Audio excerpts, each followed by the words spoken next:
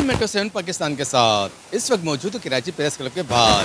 आए चलते हैं पीसीपी के इत्तेजाज में जो पाक फौज के हक पे नारे लगाए जा रहे हैं और लोगों से बात कर रहे हैं। यही है कि निशानी होती है। मुसलमान आदमी कभी भी बच्चों के ऊपर, औरतों के ऊपर हमला नहीं करेगा।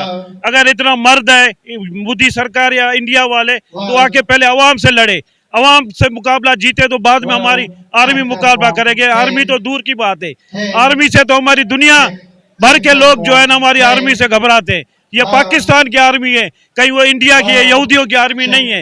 ये मुसलमान अपने आप को शहादत को फख्र महसूस करते हैं।